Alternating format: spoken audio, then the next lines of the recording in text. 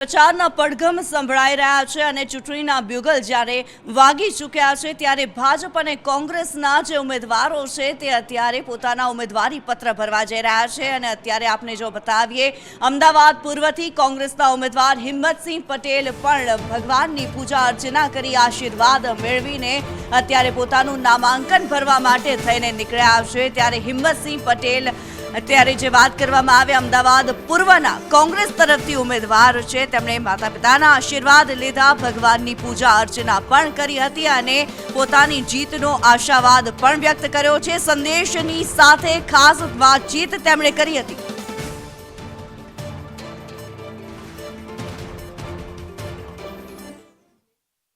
ગુજરાત કોંગ્રેસના કાર્યકારી અધ્યક્ષ અને અમદાવાદ શહેરના પૂર્વ મેયર હિંમતસિંહ પટેલ આજે તેમનું નામાંકન ભરવા માટે જઈ રહ્યા છે। મહત્વનું છે કે તેમનું નામ અમદાવાદ પૂર્વ લોકસભા બેઠક માટે જાહેર થયું છે। હિંમતસિંહ પટેલ સાથે સીધી વાત કરશું।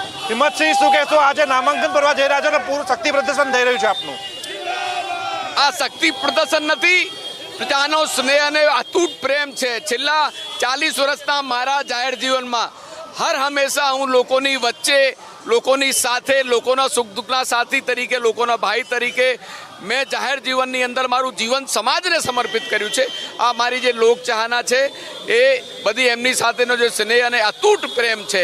સતત 24/7 365 દિવસ મારું કાર્યાલય, મારું ઓફિસ, કોરોના કાળ હોય, કોઈ પણ મુશ્કેલી હોય તો લોકોની વચ્ચે હું ધારાસભ્ય ચૂંટાયો, મેયર ચૂંટાયો, નથી ચૂંટાયો તો પણ મારું કાર્ય હંમેશા લોકોની સેવાની અંદર ચાલતું જ હોય છે।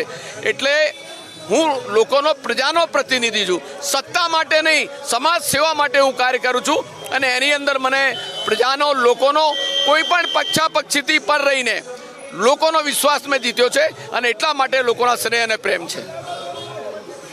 માનું છે કે હું સત્તા માટે નહીં પરંતુ પ્રજાના પ્રેમ માટે લડી રહ્યો છું અને પ્રજાનો પ્રેમ તેમને મળશે અને તે ફરી એક વખત અમદાવાદ શહેર પૂર્વના સાંસદ બનશે અને લોકોના કામ કરશે તેવું તેમનું માનવું છે। કેમેરા પર્સન ચેતન પરમાર સાથે પ્રતીક જાદવ, સંદેશ ન્યૂઝ, અમદાવાદ।